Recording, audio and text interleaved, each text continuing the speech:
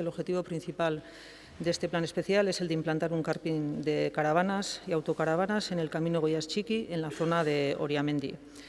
La propuesta contempla unas 132 parcelas descubiertas, se plantean unos viales de rodadura asfaltados y unas parcelas de grandes dimensiones, separadas entre ellas mediante elementos vegetales. Se van a utilizar ya la edificación existente actualmente en los viveros Oriamendi, en los que se ubicarán la recepción, servicios higiénicos, botiquín, bar, sala de ocio, etcétera.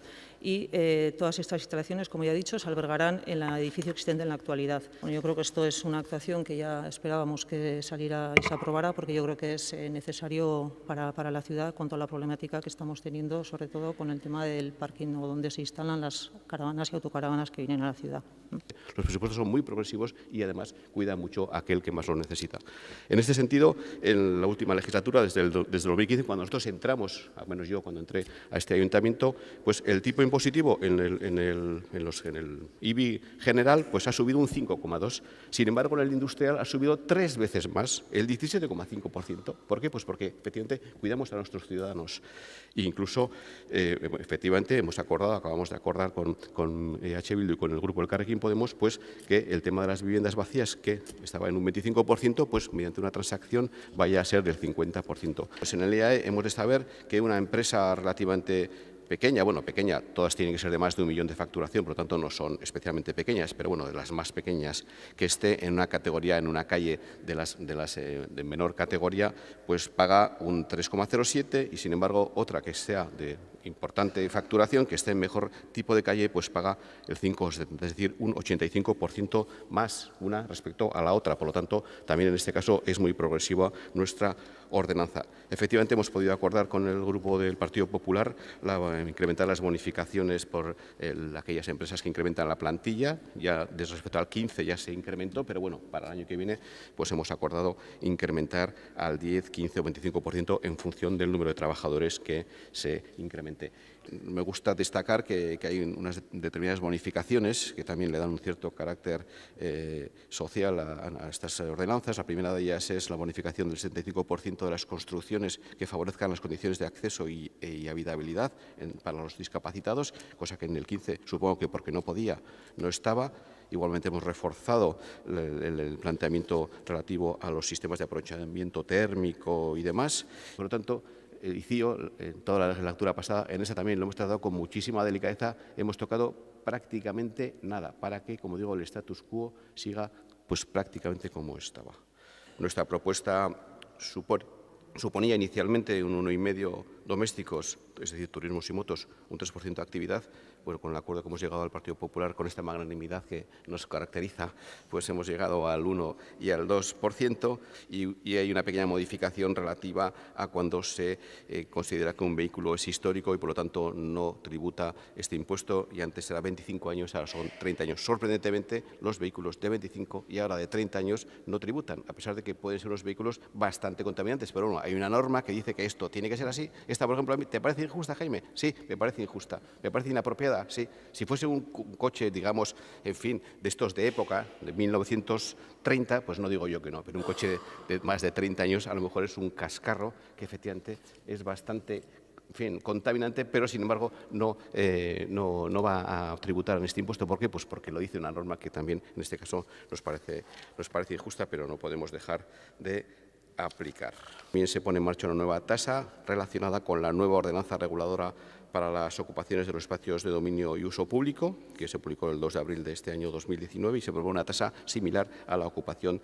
de las terrazas. Cuando hay estos andamios que ahora se están a poco poniendo de moda, en los que se cubre con lonas, y esas lonas tienen publicidad que no son de la propia empresa constructora ni de los locales o los comercios que están dentro de esa obra, pues queremos incrementar importantemente su pago y por lo tanto su coste, y por lo tanto es un coste entre un 10 y un 50% más de lo que cuesta en otro sitio que no tenga esta situación, y en función de lo grande que sea y las plantas que ocupe esta publicidad. Es algo que, bueno, entendemos que no es algo que nos gusta mucho, que exista este tipo de publicidades. Está limitado por algunas normas, pero bueno, en todo caso, aquellas que se pueden poner, pues queremos que tengan un costo algo superior, ¿no? Sí que ha incrementado de manera muy diferente en unas zonas respecto a otras. La zona verde en los últimos 4 o 5 años ha incrementado un 0,4%, en la zona especial 10 veces más, el 4,3%. Esto además se va a ver ahora incrementado con la enmienda que hemos transaccionado, porque la zona roja y especial, es decir, las de mayor protección, las de mayor problema de movilidad, pues llevará un incremento del 3 respecto al 1,5 a las zonas verdes y azules. Entendemos que el autobús, el transporte público, pues es muy importante y eso es lo que tenemos que fomentar y no el que haya vehículos poco o nada contaminantes circulando por el centro de la ciudad. Y en eso, que obviamente no es nada fácil, se aplica al Gobierno municipal, en hallar una solución para el Bellas Artes que sea respetuosa con la legalidad, con el ordenamiento administrativo y urbanístico de nuestra ciudad, y que después de tantos años en la situación que todos conocemos nos permita recuperar para la ciudad un edificio tan emblemático. ¿Cómo se puede considerar que oculta sistemáticamente información, como se sostiene infundadamente desde la oposición, un Gobierno municipal que ha contestado, como bien les he dicho, ya a 86 de las 91 peticiones de información que se le han hecho al Departamento de Urbanismo? Curioso. Por parte del Gobierno municipal se proporcionarán los informes, como hemos hecho con tantos otros, en breve. El Gobierno en la legislatura pasada encontró esa solución, que es una solución muy buena, que no es una solución que atrae más coches al centro de la ciudad, que es una solución que aporta capilaridad a todas las entradas y salidas, permitiendo que cada donostiarra que acceda en coche o que salga de la ciudad en coche lo haga por el camino más corto. El problema de Carlos I es que por ahí entran vecinos que no son de Amarán y no son del centro. Esta forma de más accesos va a permitir que cada vecino o cada vecina salga por el sitio más cercano a su domicilio. Yo con los vecinos he hablado en 2 ocasiones, una de ellas, la primera, entendiendo cuál era sus peticiones o sus quejas, y la segunda reunión la hicimos con Diputación y con los redactores del proyecto, recogiendo todas las peticiones que los vecinos querían hacer. La valoración para el alquiler supone un cambio radical en los procedimientos de adjudicación que se han seguido hasta ahora. Es un proceso más justo, pero al mismo tiempo implica una mayor complejidad técnica y de gestión. Todo esto es algo que ya se advirtió desde el inicio del proceso y sabíamos que iba a ser un proceso más largo. El cambio ha sido muy sustancial con respecto a la situación anterior, en el que los cupos se establecen en base al número de miembros y había un simple sorteo. Todos queremos que la baremación se aplique cuanto antes y les aseguro que los equipos municipales de Txerintza y Donostiatik, a los que tengo que felicitar, trabajan para ello. En todo caso, el proceso ya está en pruebas y en sus fases finales y estará a tiempo para la adjudicación de las 162 viviendas de protección oficial de Txominenea. Helburua da, kale egoeran dauden pertsonen kopurua murriztea, oso helburu ambiziosoa eta buru belarriari gara lanean benetan axola zaigulako. Organizados en 9 ejes de trabajo, se recogen 69,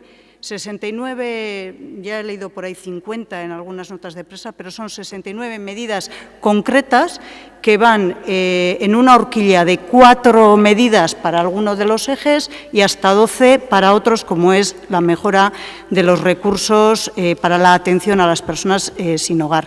52 medidas de estas 69 que son de competencia municipal, 52 en todo el plan, estamos ya aplicando. No al 100%, en algunas al 100% y en otras estamos ya hemos puesto en marcha 33. 60% de las medidas recogidas en esta estrategia están ya a día de hoy puestas en marcha en la ciudad.